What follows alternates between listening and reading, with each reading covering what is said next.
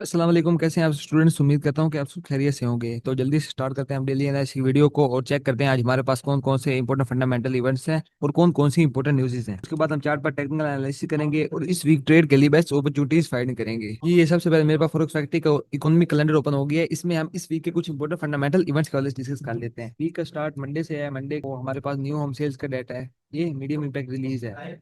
अगर data positive आता है तो इसे यूएसडी स्ट्रॉन्ग होगा, अगर डाटा नेगेटिव आता है तो इसे यूएसडी वीक होगा, डीएक्सवाई पर इसका नेगेटिव इम्पैक्ट पड़ेगा। बाकी ये ओवरऑल मीडियम इम्पैक्ट रिलीज है तो इसका मार्केट के ऊपर ज्यादा कोई इम्पैक्ट नहीं पड़ेगा। उसके बाद हमारे पास ट्यूसडे आ गया। ट्यूसडे को हमारे पास काफी ज्यादा इंपॉर्टेंट रिलीज है।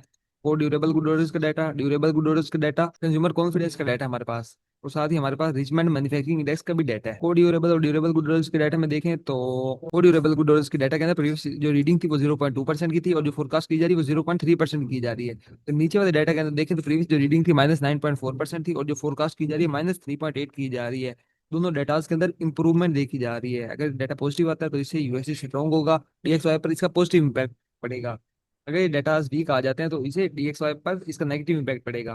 उसके बाद हमारे पास कंज्यूमर कॉन्फिडेंस का डाटा, इसमें अगर हम चेक करें तो प्रीवियस रीडिंग 97.2 थी, जो फोरकास्ट की जा रही है 96.3 की जा रही है, लो फोरकास्ट की जा रही है। अगर डाटा पॉजिटिव आता है तो इसे यूएसडी स्ट्रॉन्ग होगा, अगर डाटा नेगेटिव आता है तो इसे यूएसडी वीक होगा, डीएक्सवाई पर इसका नेगेटिव इम्पैक्ट पड़ेगा। इसी तरह अगर हम चेक करें तो वेडनेसडे को हमारे पास कोई इंपॉर्टेंट रिलीज नहीं है, कोई भी हाई इंपैक्ट या मीडियम इंपैक्ट हमारे पास डायरेक्ट रिलीज नहीं है वेडनेसडे। बाद थर्सडे आ गया। थर्सडे को अगर हम चेक करें तो हमारे पास प्रीलिम जीडीपी का डाटा है, साथ अनएम्प्लॉयमेंट क्लेम्स का और ये जीडीपी प्राइस इंडेक्स का डाटा है हमारे पास, और साथ ही हमारे पास पेंडिंग होम सेल्स का भी डाटा है। जीडीपी के डाटा में चेक करें, प्रीवियस रीडिंग 3.0% की थी और का जो की जा रही है वो 3.1% की जा रही है।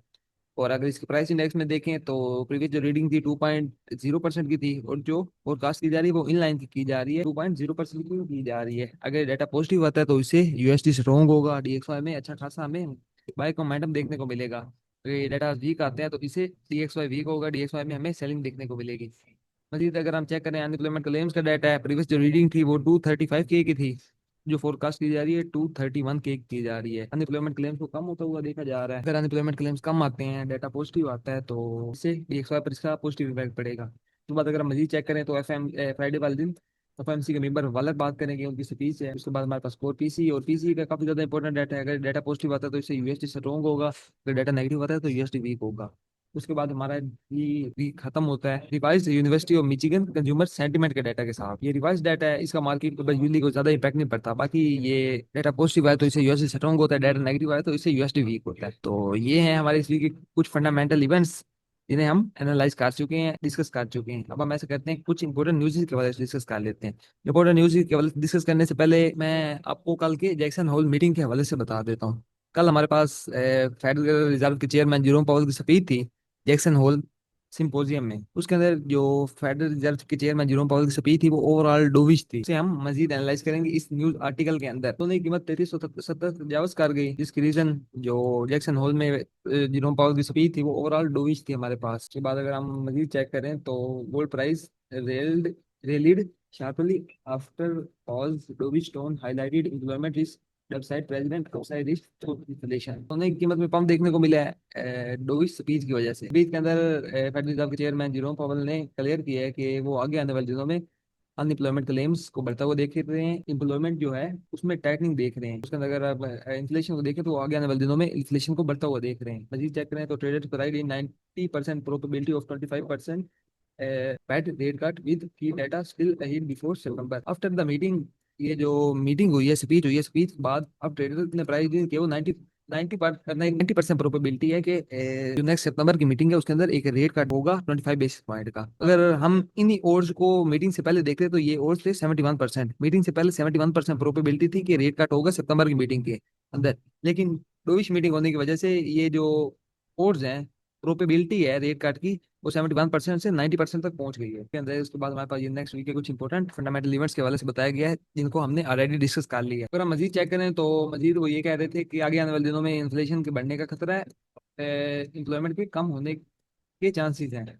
ये उनके लिए एक चैलेंजिंग सिचुएशन है क्योंकि वो डुअल मैंडेट पे वर्क करता है federal reserve, employment, labour market और उसके बाद इन्फ्लेशन। उसके बाद उन्होंने साथ ये भी कहा था कि जो टैरिफ का इम्पैक्ट है वो विजिबल हो चुका है। टैरिफ का जो मार्केट के ऊपर इम्पैक्ट पड़ेगा, वो प्राइस के अंदर एक मरतबा इंक्रीज आ सकता है। One time increase in prices, price के अंदर एक मरतबा पंप आएगा, लेकिन ये ना लॉन्ग टर्म के अंदर इतना ज्यादा इन्फ्लेशन नहीं क्रिएट करता।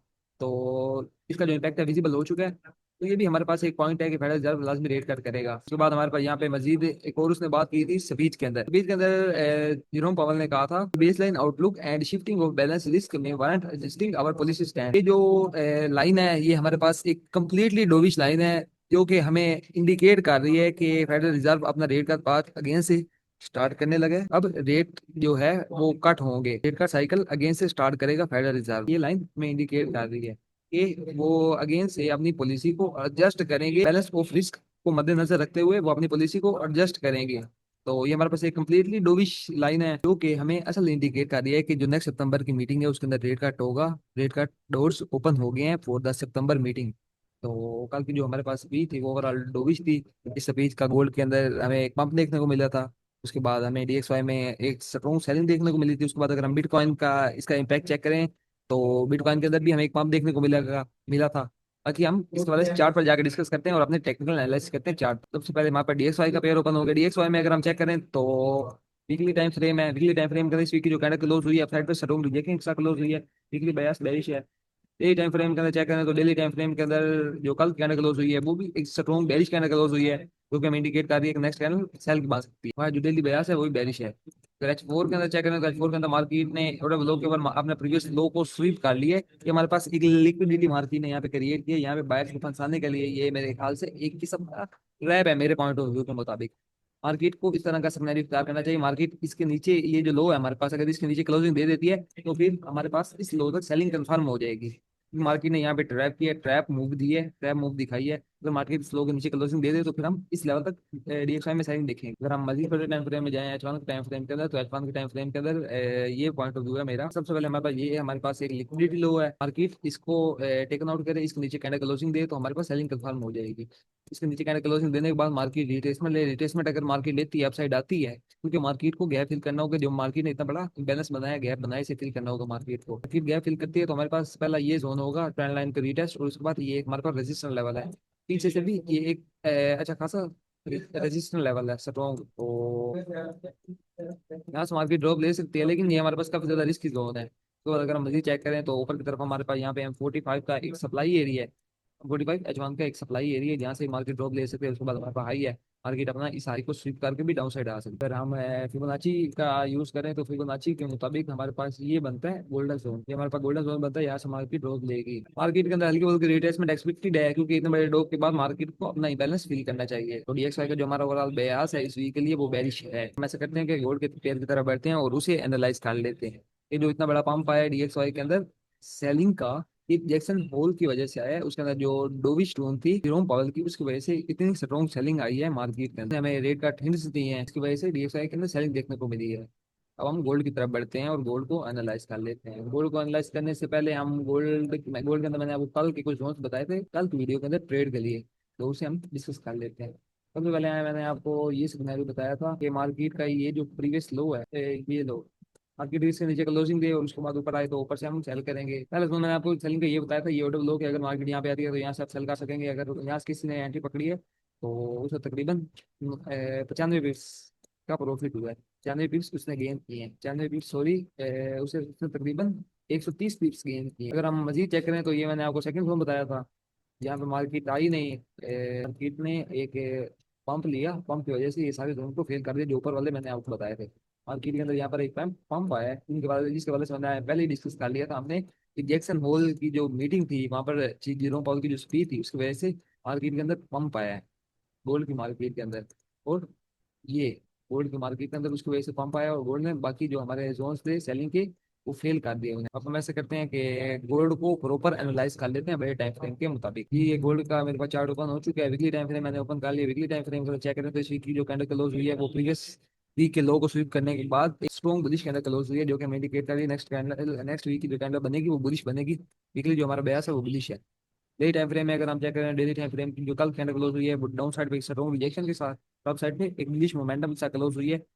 ये भी हमें इंडिकेट कर रही है कि नेक्स्ट हमारा जो वीक है वो बुलिश रहेगा। मार्केट ने अपना प्रीवियस हाई स्वीप किया है, लेकिन ये हमारे पास एक लिक्विडेशन है। अगर हम मजीद चेक करें तो एच फोर के अंदर मार्केट ने अपना जो प्रीवियस हाई था, प्रीवियस मेजर हाई था, उसे ब्रेक कर दिया और अपना स्ट्रक्चर शिफ्ट कर चुकी है मार्केट, जो कि हमारे पास एक बाई की कंफर्मेशन है। अगर हम एच फोर के मुताबिक चेक करें तो मार्केट का जो मेजर हाई था, उससे ऊपर वाला जो हाई था, उसे मार्केट ने स्वीप किया है। और स्वीप करने के बाद कैंडल वहीं पे क्लोज किया। ये हमारे पास एक लिक्विडेशन स्वीप है। तो पॉसिबिलिटी है कि मार्केट या आफ्टर द रिट्रेसमेंट या डायरेक्टली इसे ओपनिंग के बाद हाई को ब्रेक कर दे और इसके ऊपर कैंडल क्लोजिंग दे दे। या ऐसा भी हो सकता है मार्केट रिट्रेसमेंट ले, फिर उसके बाद यहाँ पर इसके हाई को अगेन से ब्रेक कर दे। तो हम एच फोर के मुताबिक चेक करें तो ये हमारे पास एक कंप्लीट बाइंग जोन बन रहा है एच फोर के मुताबिक। ये वाला जो कि 35 से शुरू हो रहा है और 20 तक बांध रहा है।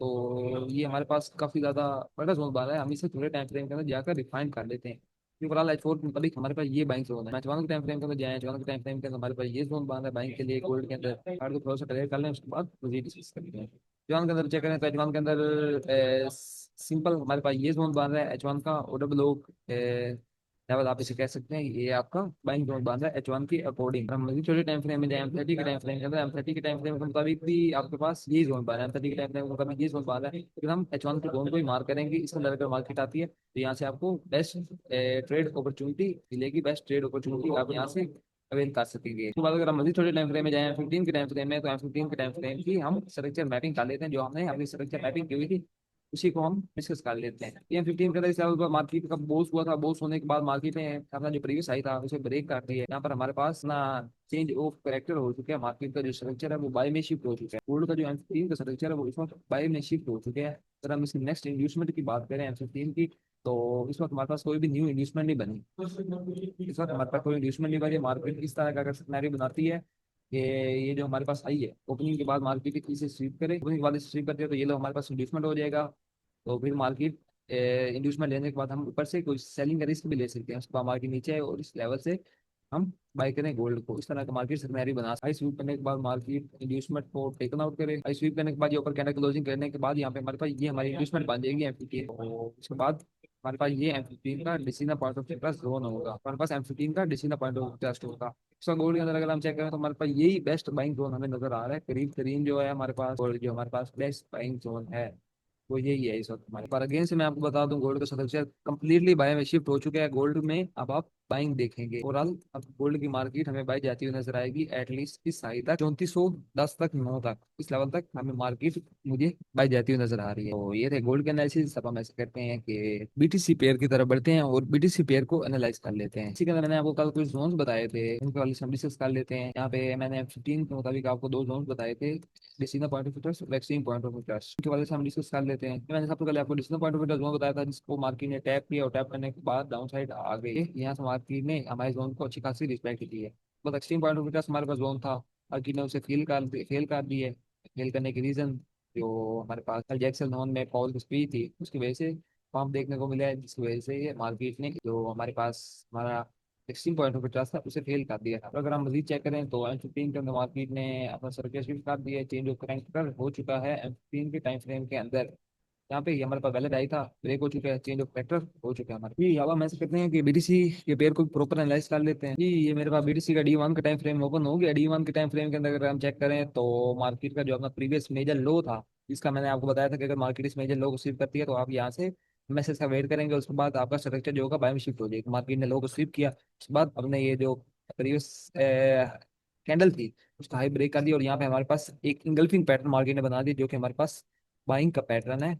मार्केट ने D1 के अंदर अपना MSS भी कर दी और उसके बाद इंगल्फिंग पैटर्न भी बना दी, जो कि हमें इंडिकेट कर रहा है कि मार्केट का जो स्ट्रक्चर है वो बाइंग में शिफ्ट हो चुका है। मार्केट के अंदर आप हमें बाइंग नजर आएगी इस हाई तक। ये जो हमारे पास हाई है ये हमारा हाई फर्स्ट टारगेट होगा बाइंग के लिए। H4 के अंदर अगर हम चेक करें तो H4 के अंदर भी मार्केट ने वही सीजन सिनेरियो बनाया है। अपना जो मेजर लिक्विडिटी पॉइंट था, ये मेजर लो था, मार्केट ने इसे स्वीप किया है। ये हमारे पास लिक्विडिटी पॉइंट को स्वीप करने के बाद मार्केट ने यहाँ पे H1 के अंदर इन्वर्स क्लोजिंग दी है। उसी के बाद सडन पंप आ गया यहाँ पर जैक्सन होल की वजह से। अगर हम इसे चेक करें तो H4 के अंदर मार्केट ने इन्वर्स क्लोजिंग दी है और उसके बाद H4 के अंदर मार्केट ने अपना जो स्ट्रक्चर है वो भी शिफ्ट कर दी है, अपना MSS कर दिया। शिफ्ट करने के बाद हमारे पास फोर के अंदर ये सारा ओवरऑल बाइंग जोन बन रहा है। ये हमारे पास ओवरऑल बाइंग जोन है।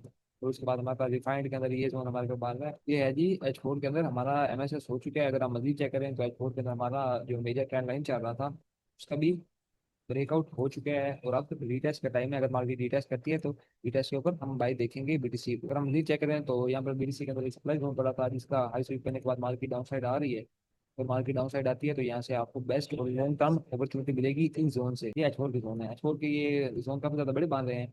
तो हम ऐसा करते हैं कि इन्हें H1 टाइम फ्रेम में जाकर रिफाइंड करें। H4 के मुताबिक ये हमारे पास यहाँ से हमारा जो बाइंग एरिया है वो स्टार्ट हो रहा है। H4 के अंदर हमारा इस लेवल से बाइंग एरिया स्टार्ट हो रहा है। अगर हम H1 के अंदर चेक करें तो H1 के अंदर हमारे पास ये बाइंग एरिया बनता है। ये कंप्लीट हमारे पास H1 के मुताबिक का बाइंग एरिया है। अगर मार्केट यहाँ पर आती है रिट्रेसमेंट लेती है तो यहाँ पे आपके पास गोल्डन मौका होगा, एक सुनहरी मौका होगा बीटीसी को बाय करने के लिए for long term. Short term के लिए भी आपको यहाँ पे बेस्ट अपॉर्चुनिटी मिलेगी और लॉन्ग टर्म के लिए भी यहाँ पे आपको एक जबरदस्त बाइंग अपॉर्चुनिटी मिलेगी इस जोन से। मार्केट के अंदर इस जोन पर काफी ज्यादा नीचे डाउन साइड लिक्विडिटी भी पड़ी होगी, तो मार्केट इस जोन को स्वीप भी कर सकती है। आपने इस चीज का ख्याल रखकर मार्केट जोन के अंदर कंफर्मेशन नहीं देती तो आपने इस लो का स्वीप का वेट कर लेना है। H4 के अंदर मार्केट अगर इसे स्वीप करे या H1 के अंदर स्वीप करे तो यहाँ से आप शॉर्ट एसएल के साथ लॉन्ग टर्म बाइंग देख सकते हैं बीटीसी के अंदर। तो ओवरऑल बीटीसी हमारे पास बाय है।